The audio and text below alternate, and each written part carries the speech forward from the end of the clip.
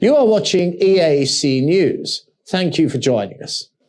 Now a look at news making international headlines this Monday, 6th of November. Vaccines don't make you free. This is what thousands of protesters are shouting against COVID-19 measures in Brazil. Thousands of protesters took to the streets of Brussels on Sunday to march against vaccines and coronavirus restrictions as Europe remains gripped by a resurgence of COVID-19 infections and national authorities fear demonstrators are becoming more radical. Police have said some 8,000 took part, a sharp decline from the 35,000 estimated in a similar protest 2 weeks ago. Groups of protesters clashed with police as the group reached its destination in the Cinquantenaire Park, near the neighborhood housing European Union institutions. Police officers have used water cannons and fired tear gas against projectile-throwing protesters.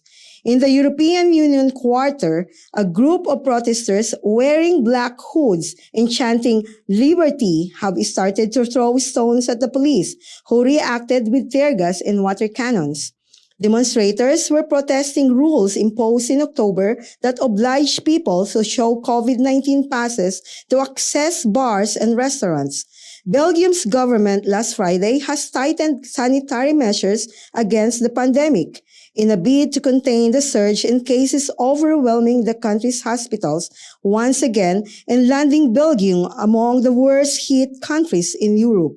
The latest measures include making mask wearing mandatory for children over the age of 6 and closing kindergartens and primary schools from 28th of December.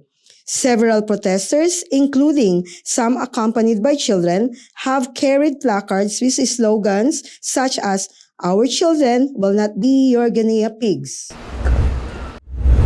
A footage shows deserted Indonesian residential town, barren landscape covered in volcanic ash. Homes were almost completely submerged after Mount Semeru violently erupts on Saturday.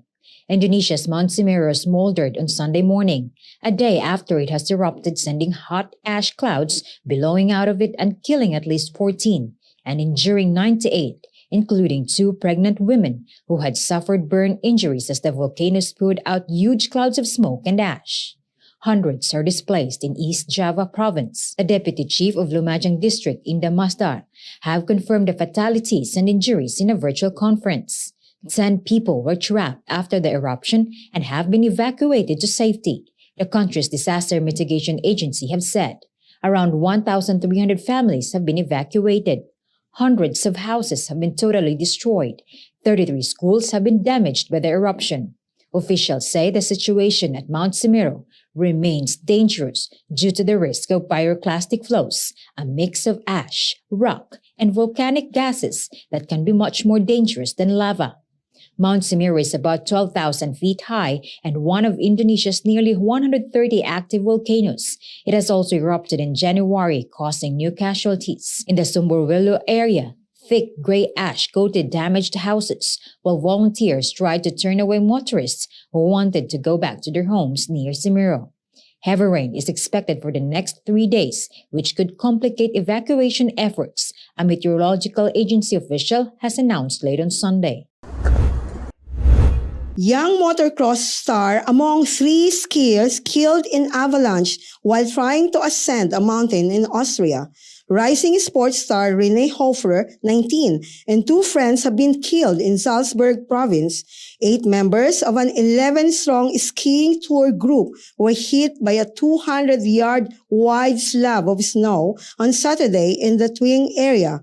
René Hofer has died in the snow while 2 of his friends were partly buried and able to free themselves, police have said. The 2 were rescued but later died at a hospital in Klagenfurt. Rescuers were able to locate the others with the help of their search devices.